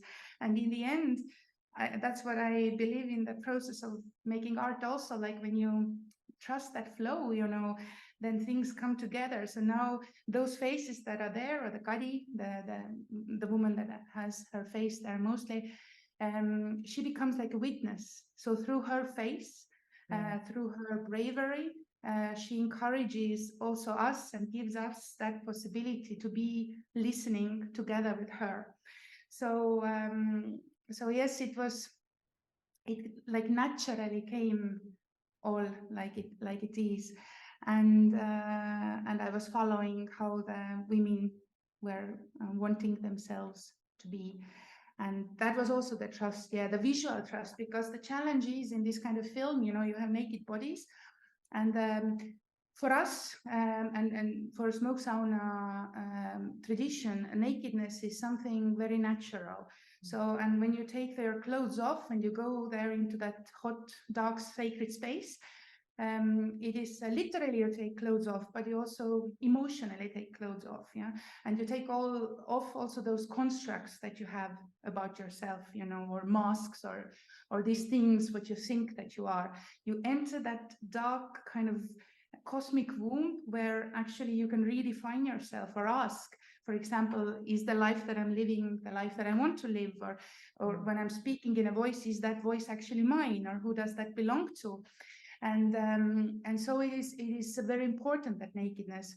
At the same time, naked body, especially naked women body, challenges, you know, to shoot, because how we have seen the naked bodies of women is usually through objectification, through male gaze, through sexualizing the bodies. And it was very important for me not to do that. And so we were testing it first out with my own body and finding the key, and then showing this also to the women. So they trusted my visual language also. And then, yes, totally trusted, like who wants their face, who doesn't want their face. That's amazing that was part of the process. And again, to your original thought of how you were going to put this project together and the trust that you create, they're much part of that process. That's great. I also really loved how you just described the sauna. I mean, I've never been to a sauna in Estonia, but I love log cabin saunas and whatnot. And I think what's so nice about the way that you portray it is a place of ritual, a place of seasons, and a place of fun and play, sometimes pragmatic. It was such, you could capture the energy of that, what you just said, throughout the whole time watching the film. Is that, I mean, you want to talk a little bit more about the sauna as a space for, you know, for these women, for the culture and whatnot? Well, smoke sauna is very, very old sacred space. It dates back to pre-Christian times, so we cannot really know how many thousands of years old this tradition is.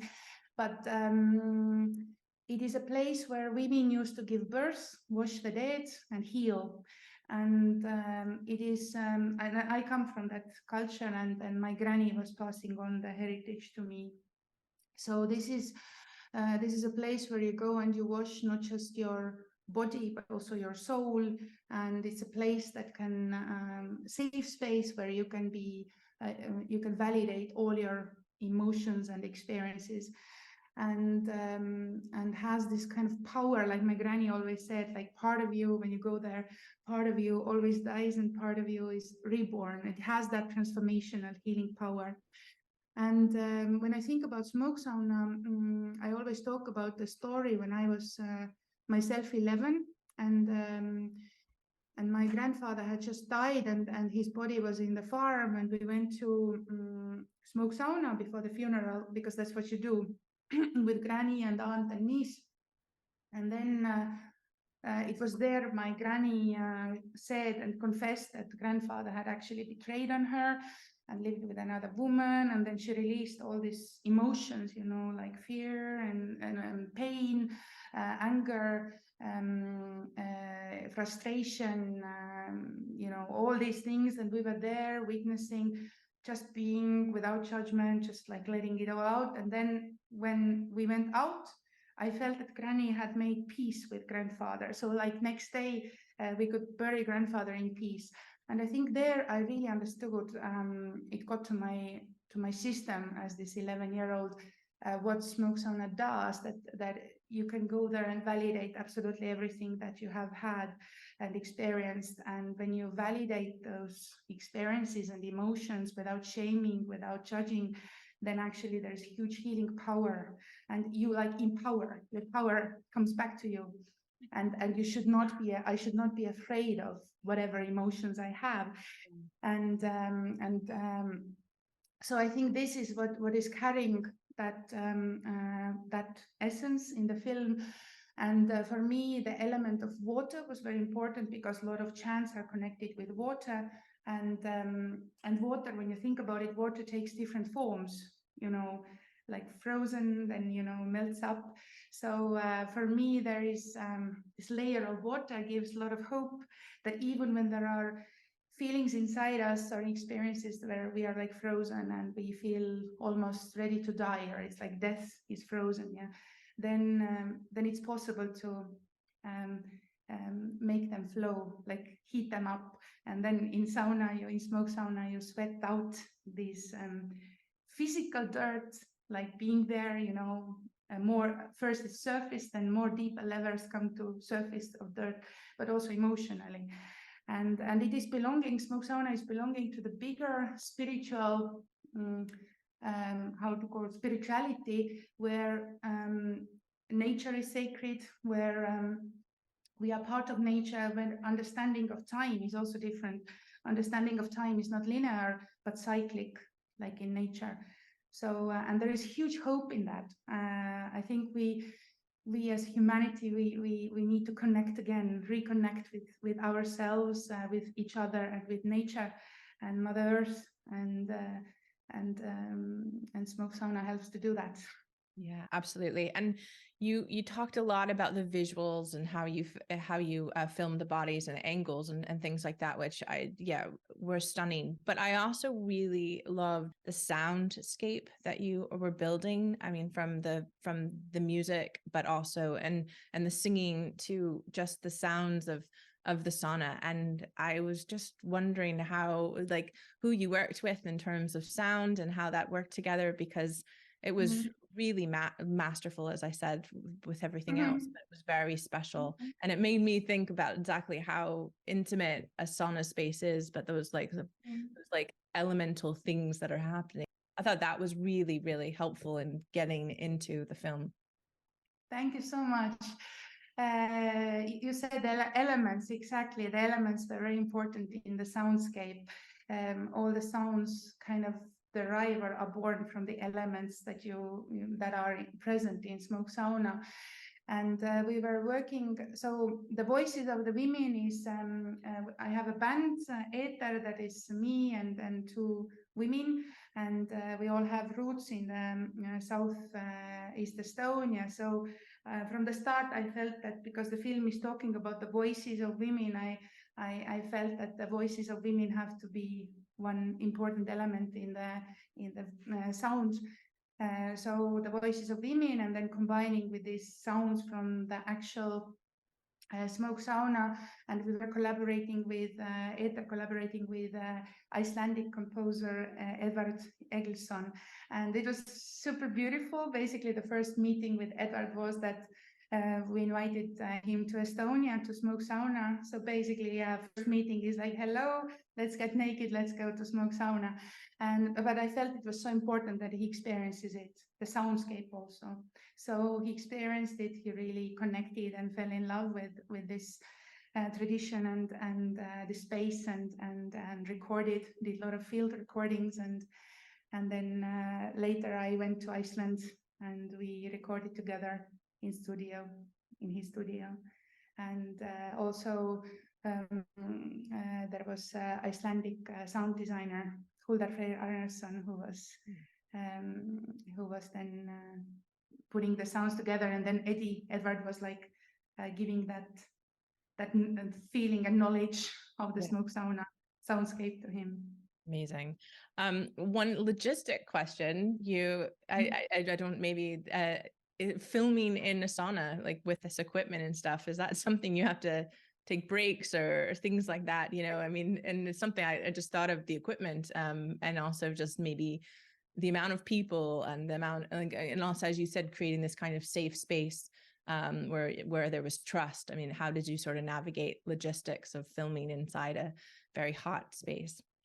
Yeah, I mean, it's a total challenge, of course. I mean, first of all, when you go to someone that, okay, I'm going to film in a dark, small, wet, moist, steamy space, hot, general average temperature was 80 degrees Celsius, or sometimes more, sometimes a bit less, but mostly 80. I mean, it sounds like crazy plan, but then again, like as a director, you have to have your good partners coming with you. So cinematographer and sound designer Ants Tammik and Tanel Kadalip, and of course my producer Marianne Ostrat. They really supported this vision, and so we thought through all the process. It was I had to take care not just like how the people are there emotionally, but also like that nobody basically passes off, or how do you call it in English, doesn't fade. And so yes, in smoke sauna you are there in the hot, then you go out, then you go back. One session can last for 4 hours, but back and forth. So we had one lens that was outside, and when we went outside, and the other one we had to adjust together with heating up the sauna. So like you heat up the sauna for 6 hours, and then it is done. You cannot put more wood. And while heating up, so we first put one lens onto the floor, then after 2 hours more up, then more up. And then we had ice bags around the camera and gloves, because camera gets, metal can burn you. Drinking a lot of water, and checking, yes, that everyone is physically also good. But there was only sound operator and camera, cinematographer, and me. Everyone else, assistants, were outside. One final question is just, I guess the thought of, I mean, there's so much trauma stories being told, and they're really intense, but there are moments where there's quite beautiful kind of fun, happy play. What was your overall ambition with the tone of the film? Because I think they interplay so well together, and yeah, is that how it happened, or did you really want to make sure there was a certain, what did you want people to come away from? Well, the film is kind of depicting, like for me it was important how to depict the session that can be like 4 hours or something, how to depict that into a film, that experience of the whole smoke sauna, how it goes deeper and deeper, these layers that start to sweat off, and to give you the whole palette of that experience, and give the encouragement not to be afraid of traumas, or speaking about traumas, not to be afraid of that, because when we share them and we have the community around who listens, there is huge healing energy and empowerment. So like that, yes, you can be there, you can go through joy, you can go through tears, you can go through everything, and in the end, go out like give this feeling that you have kind of cleansed, or you have regained your strength and power in like accepting all those things and sharing them and not hiding them. I think this to give this feeling that I felt as an 11-year-old when I went out from the smoke sauna before the funeral of my grandfather with my granny, where I got this deep encouragement not to be afraid of the dark spaces inside me, and to find those safe spaces to share them, not to be afraid of that, and believe in the healing and in hope that a life after trauma is possible. That's the message. Well, that's beautiful. And it really works out so well. Thank you so much for taking the time. I assume you have, or I don't assume, do you have plans for future work? Are you working on something now? Yeah. I am working. It's too early to talk. I don't like to talk too early. I will, but I am actually, I'm right now here also working. So good. There are several things. I have ideas and things are flowing from me. So great. Hopefully with next project we can talk again. Absolutely. And I look forward to it, because I'll be following your work from now. And I really highly, like I said, tell everyone who was listening to go to your film. I believe it's playing in Glasgow, and on the 13th of October, I believe, is when it's out. I checked, and huge thank you for taking the time. I hope we get to meet again. So yes, thank you so much. Thank you so much.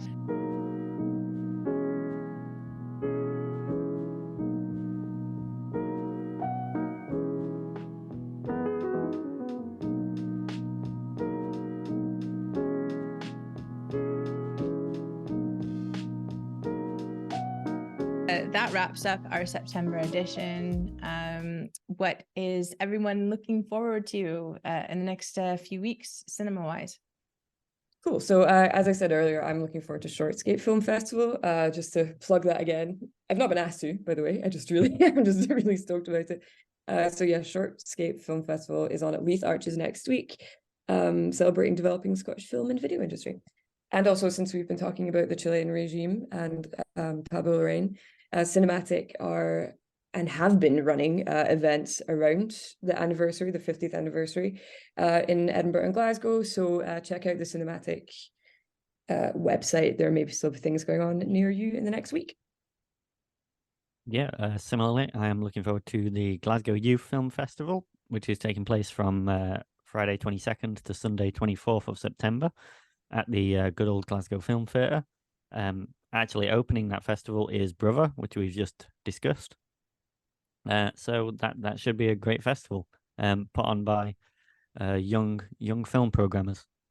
So in my case, I think I did like the big thing near me is going to be London Film Festival. So I am looking forward to checking that out. It's putting aside my kind of cynicism, shall we say, about the amount of things that get concentrated into London Film Festival. I think in successive shows I've described where I'm living as Castle Grayskull last month and then Mordor this month. So I'm assimilating well. I'm assimilating well down here. But there are a lot of good things going on at festival. I'll be trying to check out a lot of that. I'm glad that despite the fact I don't live there, I'm actually glad that mentioned Glasgow Youth Film Festival, because I actually took a look at the program for that, and it looks really good. And I think Brother's a good film to open it with, and it's got a nice kind of sugar rush of a screening of The Matrix to finish things off. That one as well. Yes, immersive screening. They're encouraging people to dress up, which I imagine will get very warm with all that leather in the Glasgow Film Theatre. But I think the main thing for me will be London Film Festival. In terms of general releases, I think it is going to be at London Film Festival. I think I'm very interested to see the new Scorsese film. That's always something I'm interested in checking out. But as we said at the top of the show, I think the things I'm really looking forward to are finding the little things around the edges of the festival. Like one we reviewed on the show last year. It was about an arcade gamer in Denmark and things like that. Just little things like that where they're not things that I'm necessarily going to stumble across unless I force myself to stumble across them at a film festival. Yeah. So that's the sort of thing I'm looking forward to. Absolutely, of course. And it looks like a great program. So I encourage everyone to check out if they can, if they're in the London area, or can go to some of the satellite screenings across the UK to check out the program. I'll do some plugs for Cinetopia. So this will be airing on Tuesday, and on Thursday, we'll be bringing back our networking events on Thursday. So please come. It's free. It's just about connecting with other filmmakers in Edinburgh. And speaking of dress up, save the date for the 31st of October. We'll be doing a sing-along of Rocky Horror Picture Show, which was one of our favorite events we did at Leith Theatre, but we'll be doing that at the Voodoo Rooms this year around. We did that with Pretty in Pink earlier this year. So Rocky Horror Picture Show is our next. But I'd also just say in October to make sure you check out SAUNA Sisterhood, and thanks to Anna for joining us. It's a wonderful documentary, and it will be playing at the Cameo and as well as GFT, but it's a great film and I highly recommend you checking it out. And hopefully we'll have some more announcements on documentaries coming up soon as well. So that is our show, and a huge thank you for the team for joining us this month. So see you soon.